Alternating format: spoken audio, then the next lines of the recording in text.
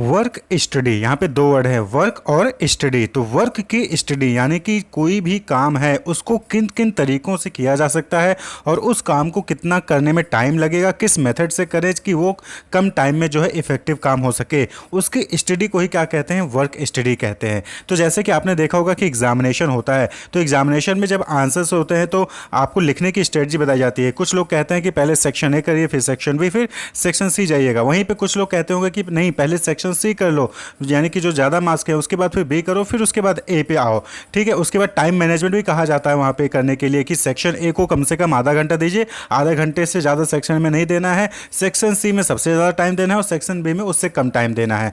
तो इस तरीके से आपको जो है, आप जो है एक स्ट्रेटजी अपनाते हो जिससे कि आपका जो 3 घंटे का पेपर होता है उस 3 घंटे में सारा का सारा जो क्वेश्चन है वो आप अटेम्प्ट कर लें, क्लियर, और इफेक्टिवली अटेम्प्ट करेंगे जिससे कि आपका जो है मार्क्स वो अच्छे मार्क्स आए। तो वही चीज़ क्या कहलाता है, वर्क स्टडी कहलाता है। यानी कि आपको आपका काम किस तरीके से करना है कि जिससे आप जो है कम समय में अच्छा काम कर सकें, दैट इज वर्क स्टडी। तो क्या है ये, a means of enhancing the production efficiency, यानी कि productivity of the firm by elimination of waste and unnecessary operation. तो जो मैन्युफैक्चरिंग ऑर्गेनाइजेशन होता है वहाँ पे भी क्या होता है, वहाँ पे वर्क होता है, वहाँ पे वर्क क्या हो रहा है कि रॉ मटेरियल को कन्वर्ट किया जा रहा है प्रोडक्ट में। तो वहाँ पे इस तरीके से रॉ मटेरियल को प्रोडक्ट में कन्वर्ट किया जाए और प्रोडक्ट को जो है कस्टमर तक पहुँचाया जाए जिससे कि कम समय में और इफेक्टिव तरीके से जो है वहाँ पे काम हो सके, जो भी वेस्टेज होती हैं, जो भी अननेसेसरी ऑपरेशन है उनको एलिमिनेट किया जा सके। तो इसीलिए क्या किया जाता है, वर्क स्टडी किया जाता है, यानी कि जो भी काम हो रहा है उसको स्टडी किया जाता है और जहाँ पे लग रहा है कि हाँ ये वाला फालतू काम है, ये जो काम है ये नेसेसरी नहीं है, तो उसको आप जो है रिमूव कर देते हैं, clear. A technique which is employed to ensure the best possible use of man, machine, material and energy in carrying out a specific activity. यानी कि किसी भी स्पेसिफिक एक्टिविटी को परफॉर्म करने के लिए, कैरी आउट करने के लिए, या फिर आप कह लीजिए कि रॉ मटेरियल को प्रोडक्ट में कन्वर्ट करने के लिए जो भी डिफरेंट एक्टिविटीज़ परफॉर्म की जाती हैं उसमें मैन, मशीन, मटेरियल और एनर्जी का इफेक्टिव जो है यूज़ किया जा सके जिससे कि जो है ऑपरेशन सक्सेसफुली परफॉर्म किया जा सके, प्रोडक्टिविटी बढ़ाई जा सके। तो इसके लिए क्या है, वर्क स्टडी एक टेक्निक है जहाँ पे आप वर्क को स्टडी करते हो, यानी कि वर्क में क्या क्या मेथड यूज़ किए जा सकते हैं उसकी स्टडी करते हो, किस तरीके से कम समय में जो है आप जो है वर्क को कंप्लीट किया जा सकता है, किस तरीके से उसमें से जो भी अननेसेसरी एक्टिविटीज़ उसको रिमूव किया जा सकता है, उन सब के बारे में जो स्टडी की जाती है that is called work study. तो work study is based on the principle that for every job there is one best way of doing it. यानी कि हम वर्क स्टडी में कोई भी काम है तो उसको कैसे किया जाए, तो हम बेस्ट वे जो है फाइंड आउट करने की कोशिश करते हैं, यानी कि हम एक ऐसा तरीका फाइंड आउट करने की कोशिश करते हैं जिससे कि किसी काम को कम खर्चे में, कम समय में और अच्छे तरीके से किया जा सके।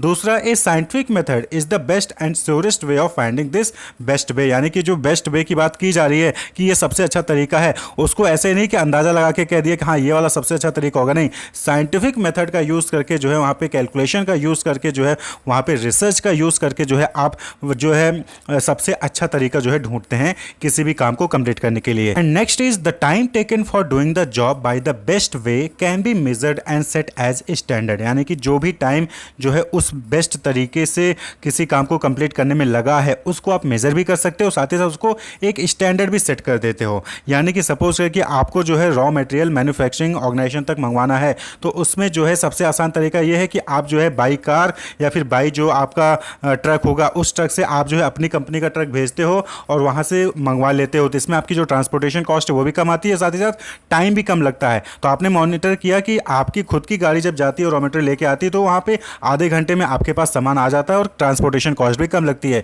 तो आपने क्या किया, इसको जो है मेजर किया कि आधे घंटे में सामान आ गया और अब ये स्टैंडर्ड बन जाएगा कि जब भी आपको रॉ मटेरियल सप्लायर से मंगवाना होगा तो आप जो है आधे घंटे के अंदर आपके पास रॉ मटेरियल आ जाएगा। तो उसके अकॉर्डिंग आप क्या करोगे, अपने मैन, मशीन, मटेरियल, मनी या फिर जो भी एनर्जी है उसको अकॉर्डिंगली यूज करोगे और उसके अकॉर्डिंग डिसीजन मेकिंग लोगे। तो जब भी हम वर्क स्टडी करते हैं तो यहाँ पे दो चीज़ों की स्टडी की जाती है। एक है मेथड स्टडी जहाँ पे जो है ये फाइंड आउट किया जाता है कि कौन सा वो बेस्ट मेथड होगा जिसका यूज करके आप किसी वर्क को एफिशिएंटली प्रोडक्टिविटी इंक्रीज कर सकते हैं, ऐसे एफिशिएंटली वर्क को परफॉर्म कर सकते हैं। तो मेथड स्टडी में मोशन स्टडी को भी स्टडी किया जाता है। मोशन स्टडी में इसका मोशन को स्टडी किया जाता है, कि मूवमेंट को स्टडी किया जाता है। जो वर्कर्स होते हैं, जो ह्यूमंस होते हैं ऑर्गेनाइजेशन में जो भी जॉब परफॉर्म करते हैं उनका जो मूवमेंट होता है उसको जो है स्टडी किया जाता है जिससे कि जो अननेसेसरी मूवमेंट है उसको मिनिमाइज किया जा सके, उसको रिड्यूस किया जा सके। तो मेथड स्टडी में ये स्टडी किया जाता है कि कौन सा बेस्ट तरीका होगा जिससे कि एफिशिएंसी को, प्रोडक्टिविटी को बढ़ाया जा सके। वहीं पे दूसरा है वर्क मेजरमेंट।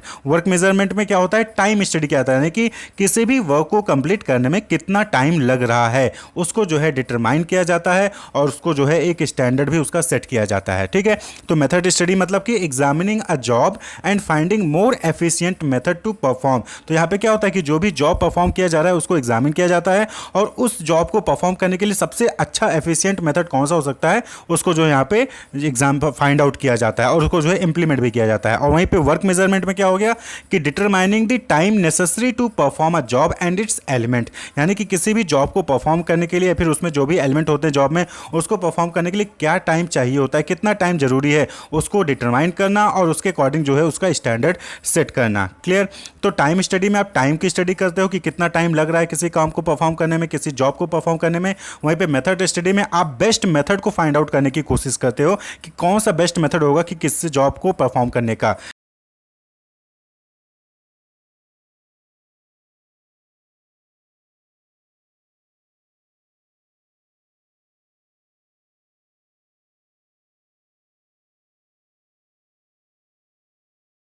अननेसेसरी मूवमेंट होता है, मोशन होता है वर्कर्स का, उसको जो है रिमूव किया जाए या फिर उसको मिनिमाइज किया जाए।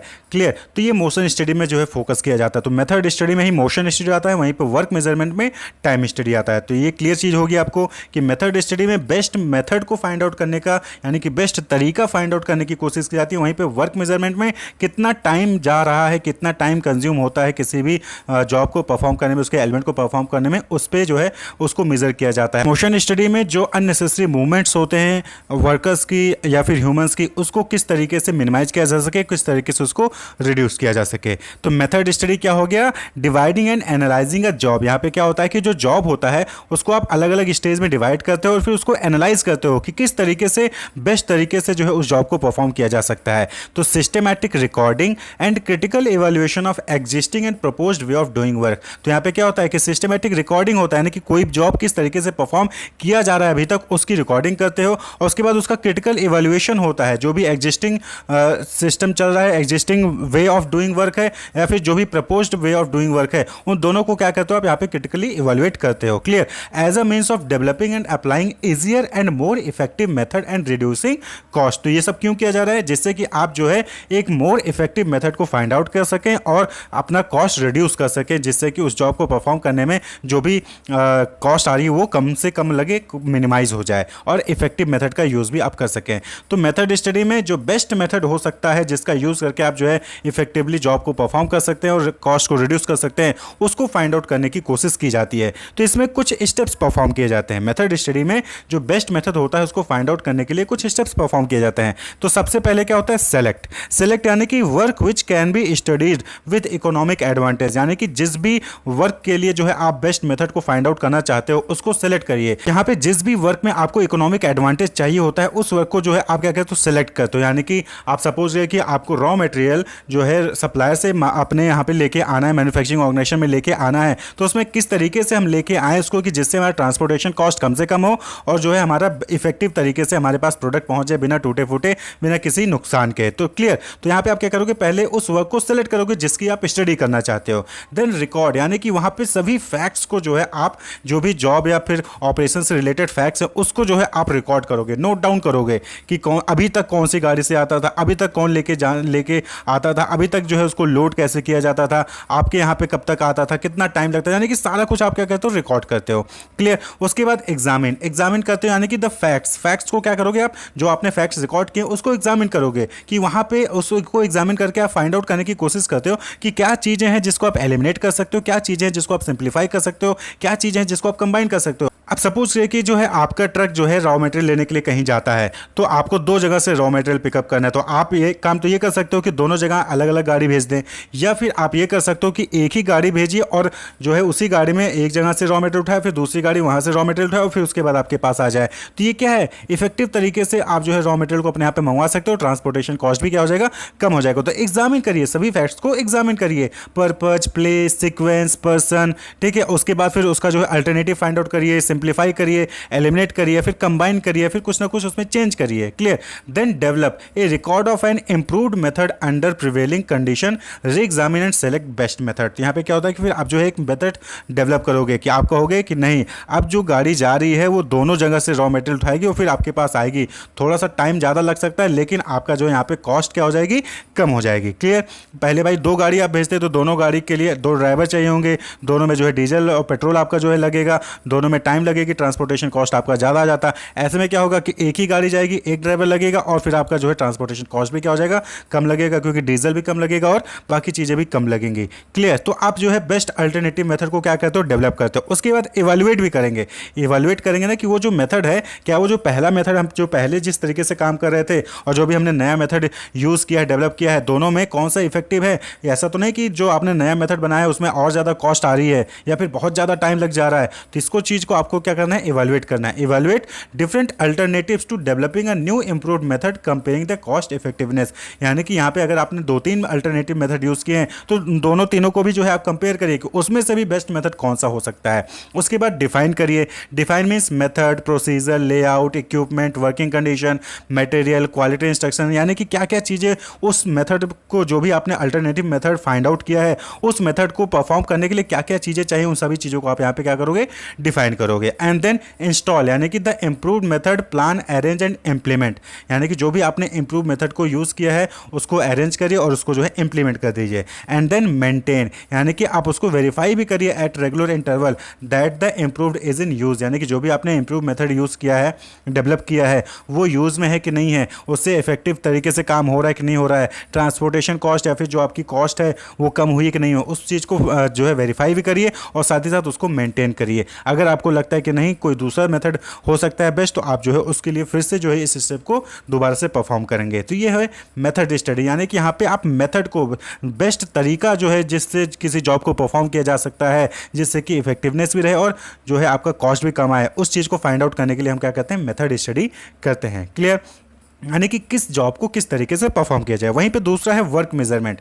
तो वर्क मेजरमेंट में क्या होता है कि यहाँ पे आप जो है टाइम को मेजरमेंट करते हो, यहाँ पे टाइम को मेजर करते हो कि किसी काम को परफॉर्म करने में कितना टाइम लगता है, concerned with the determination of the amount of time required to perform a unit of work. किसी एक काम को परफॉर्म करने में कितना टाइम रिक्वायर चाहिए, कितना टाइम, अमाउंट ऑफ टाइम चाहिए, उसको डिटरमाइन करने में ही वर्क मेजरमेंट का यूज़ किया जाता है। A technique for establishing a standard time. तो यहाँ पे क्या होता है कि टाइम को जब आप मेजर कर लोगे तो आप एक जो है स्टैंडर्ड टाइम फिक्स कर दोगे। जैसे कि आपका जो बेस्ट मेथड है किस चीज़ का, कि रॉ मटेरियल को सप्लायर से मैन्युफैक्चरिंग तक लाने का, उस बेस्ट मेथड में कितना टाइम लगता है, उसके अकॉर्डिंग जो है फिर आप क्या करते हो, एक स्टैंडर्ड टाइम सेट कर सकते हो। यानी कि कभी आप सपोज है कि एक ड्राइवर है, वो जो है हर दिन जो है रॉ मटेरियल लेके आता था और वो आधे घंटे में आपके मैन्युफैक्चरिंग प्लांट तक लेके चला आता था। सपोज कि किसी दूसरे दिन कोई दूसरा ड्राइवर आ जाता है, तो उस केस में क्या होगा, उस केस में आपको पता होगा कि उसको कितनी देर में रॉ मटेरियल आपके प्लांट तक लेके आना है। क्यों? क्योंकि आपने पहले से ही वर्क मेजरमेंट कर रखा था कि हाँ आधे घंटे लगेंगे। इसी तरीके से अचानक से आपके पास बहुत सारा डिमांड आ जाता है, फिर ऑर्डर आ जाता है, तो उस केस में अगर आपने वर्क मेजरमेंट करके रखा होगा तो आप जो है उसको बता सकते हो कि हाँ आपको जो है 1 घंटे में मिल जाएगा, 2 घंटे मिल जाएगा या फिर 3 घंटे में आपको ऑर्डर मिल जाएगा, क्योंकि आपने पहले से ही मेजरमेंट कर रखा है। आपने देखा होगा कि कहीं रेस्टोरेंट में आप जाते हो, तो रेस्टोरेंट में जाते हो तो आप पूछते हो कि भैया कितनी देर में आपका जो है डिनर या फिर लंच आ जाएगा, तो वो आपको एक एस्टिमेट टाइम बता देते, क्योंकि उनको पता है कि इतने टाइम में जो है वो तैयार कर सकते हैं, क्योंकि उन्होंने पहले भी उस चीज़ को स्टडी किया है कि हाँ उनका जो डिनर है या फिर लंच है, 4 लोगों का खाना, 5 लोगों का खाना वो आधे घंटे में बना सकते हैं। तो उसके हिसाब से वो क्या करते हैं, स्टैंडर्ड भी सेट करते हैं और आपको जो है अपने परफॉर्मेंस का जो है एक एस्टिमेटेड टाइम भी आपको जो है बता सकते हैं। स्टैंडर्ड टाइम क्यों चाहिए होता है? Standard time is required time to perform a given task based on the time measurement of the work content of the prescribed method. यानी कि जो भी आपने मेथड प्रिस्क्राइब किया उसके जो वर्क कंटेंट है उसमें जो भी टाइम लगा है उसको मेजर करके जो है आप क्या करते हो, एक स्टैंडर्ड टाइम को फिक्स करते हो, जिससे कि आपको पता चल सकता है कि किसी भी टास्क को परफॉर्म करने के लिए कितना टाइम चाहिए होता है, with due consideration for fatigue and for personal and unavoidable delays. तो यहाँ पे क्या होता है कि इसको भी कंसीडर किया जाता है कि अगर कोई अनअवॉइडेबल कंडीशन आ जाती है जिसकी वजह से डिले हो जाता है या फिर पर्सनल डिले हो जाता है, तो उसको भी कंसीडर किया जाता है। आप सपोज करिए कि आप जो है किसी काम को जो है अगर सभी वर्किंग कंडीशन सही हैं तो किसी काम को 4 लोग 1 घंटे में कर सकते हैं, और पता चला कि उसी में से एक कोई पर्सन जो है बीमार हो गया या फिर वो जो है एब्सेंट हो गया, तो अब वो 3 लोग कितने टाइम में काम कर सकेंगे, इसको भी जो है कंसीडर किया जाता है। क्लियर?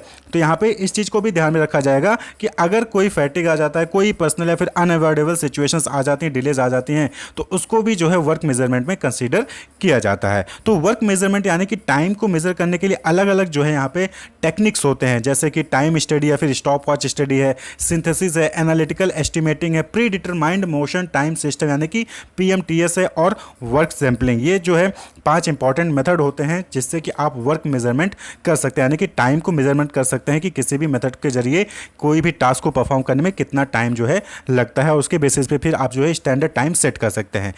तो इन मेथड्स को हम नेक्स्ट वीडियो में डिस्कस करेंगे। Wish you all the best, keep watching.